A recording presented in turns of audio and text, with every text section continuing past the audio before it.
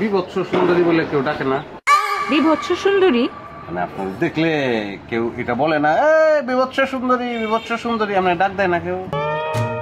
আমি এত অল্প বয়সী ভার্জিন টিনেজার একটা মেয়ে।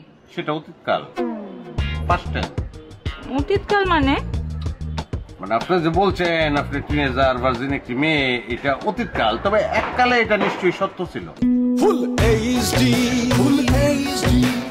ভাইয়া আপনি আমার এটা কি কথা বললেন? আপনি জানেন আমি কত সুন্দরী একটা মেয়ে? এফডিসিতে সবাই আমার তীব্র সুন্দরী বলে ডাকে। বিভৎস সুন্দরী বলে কেউ ডাকে না? বিভৎস সুন্দরী মানে আপনার দেখলে কেউ এটা বলে না, বিভৎস সুন্দরী, বিভৎস সুন্দরী, আপনার ডাক দেয় না কেউ? আচ্ছা ভাইয়া আপনি আমার সাথে এমন করে কথা বলতেছেন কেন বলেন তো? না না না, আমি আসলে ওই যে আপনার যে নায়কের কথা কইছেন যে এস.আর. প্রকাণ্ড, তাকে দেখে তো সবাই বিভৎস নায়ক বলে আর কি। তা আপনাকে সেরকম বিভৎস সুন্দরী বলে কিনা এটা জানতে চাইছি আর কি। আমি আপনার কাছে কি কথা বলতে আসলাম আর আপনি আমার এরকম করে কথা বলতেছেন? আপনি কান্তা শুন করে, আরে কান্তা শুন করে মানুষ দেখলে কি মনে করবো? তারা তো অন্য কিছু ভাইবে বসবো। কথা কইন প্লিজ। আপনি আমার বিভৎস সুন্দরী কইছেন, এই কথার অর্থ কি ভাইয়া? না না দেখুন, মানে আমি বলেছি কি, মানে ওই অ্যালেক্স মালেক খান আপনাকে যেটা বলেছে যে আপনি কারিনা কাপুরের মতো সুন্দরী। না না, আপনি সুন্দরী, অবশ্যই সুন্দরী, কিন্তু তেমন সুন্দরী তো আপনি না। আমি অবশ্যই সুন্দরী, আমি যে কোনো নায়িকার থেকে অনেক সুন্দরী। দেখুন, আমিও নিজেরে মাঝে মাঝে মনে করি যে আমি রবীন্দ্রনাথ ঠাকুরের মতন। এই মনে যে করি, এই জন্য তো আমার কেউ মারে না, কেউ কিছু বলেও না, দোষের কি? ভাইয়া আপনি যে কি বলতেছেন না, কিসের মধ্যে কি?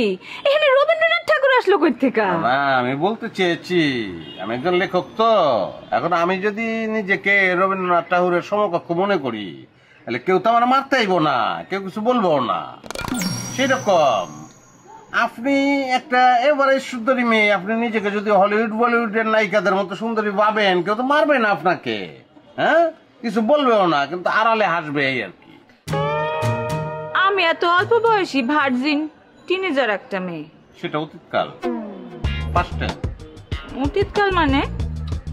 মানে আপনি যে বলছেন আপনি টিনেজার ভার্জিন একটি মেয়ে, এটা অতীতকাল, তবে এককালে এটা নিশ্চয়ই সত্য ছিল। ভাইয়া আমি কিন্তু মিথ্যা কথা বলি না, বুঝছেন? ওই নাল্লার রাস্তা কামের কথা কই, আর আপনার লিগে আমি কি করতে পারি এটা কই। ভাইয়া আমি কি নায়িকা হইতে পারবো না? বলেন না, নায়িকা হওয়ার জন্য যা যা করা লাগে আমি সবই করব। আপনি আমার একটু সুযোগ দেন ভাইয়া, প্লিজ ভাইয়া। দেখেন আপনি যেমনি যেমনি বলবেন আমি ঠিক সেমনি সেমনি করব, কোনো অসুবিধা নেই। বলেন ভাইয়া। আপনি কি খান কোন? তো ক্লোরোফর্ম খান, যে জায়গা ধরেন ওই জায়গা অবশ্যই যায় রে।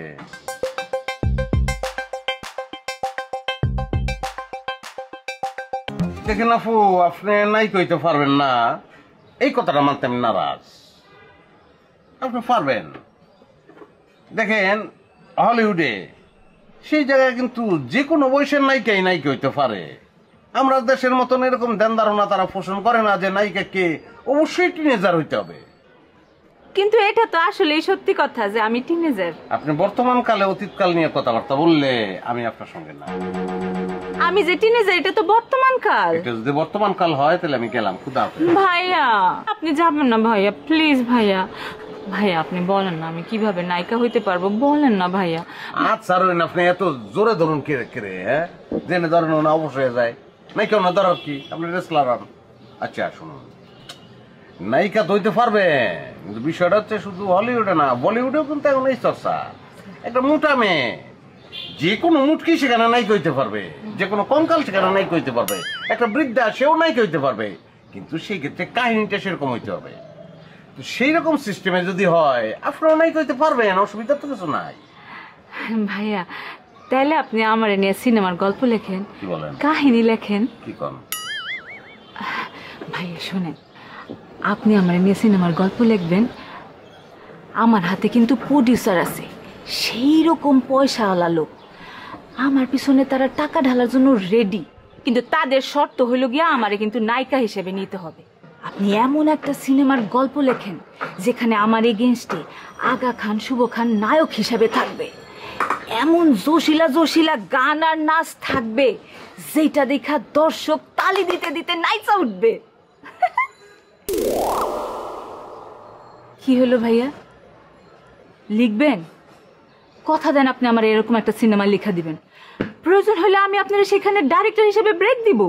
সেখানে ব্রেক ফেল হওয়ার সম্ভাবনা আছে, সেটা আমার পক্ষে সম্ভব না। কিন্তু ভাইয়া আমি কিন্তু নায়িকা হইতে চাই, যে কোনো উপায়ে নায়িকা হইতে চাই ভাইয়া, বলেন না ভাইয়া। ঠিক আছে, সারুন। না পারবেন তো আপনি, আমি তো বলেছি আপনাকে, আপনি বুঝেন না কেন জিনিসটা।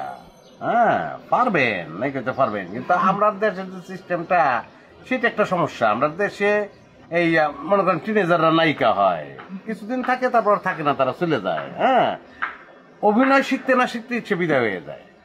তাহলে এটা হইল, আমরা আসলে নায়িকার রূপ যৌবন দেখতে ভালোবাসি, ব্যাপারটা তো সেটা না। নায়িকা হয়ে উঠবে, সে পাকাপুক্ত হবে, অভিনয়ে পাকাপুক্ত হবে, তখনও আমরা দেখবো। হলিউড বলিউডে তো তাই চলতেছে, অনেক আগে থেকেই চলতেছে, বুঝতে পারছেন? তো তারা যেহেতু পারে, আমরাও পারবো, সুতরাং আপনিও নায়িকা হইতে পারবেন, কিন্তু পর্দায় চিরস্থায়ী নায়িকা যাতে হইতে পারেন সেই ভাবনাটা ভাবেন তাদের মতো। ভাই ধরে কই ভাইয়া আমি তাহলে সেরকম নায়িকাই হইতে চাই ভাইয়া, আমি কি পারবো ভাইয়া? অবশ্যই পারবেন। আপনি একটু অনন্ত যৌবনা নায়িকা, আপনি একটু উর্বশী, ইচ্ছা থাকলে উপায় হয়। সত্যি বলতেছেন ভাইয়া? অবশ্যই সত্যি বলতেছি। আপনার কথা শুনে ভাইয়া আমি প্রাণ ফিরে পাইছি ভাইয়া। হ্যাঁ ফিরে পাইছেন, এবং প্রাণ থাক আপনার ভিতরে আজীবন। আমি যাই রে ভাইয়া। অনেক বিজি এখন, না পরে কথা হবে।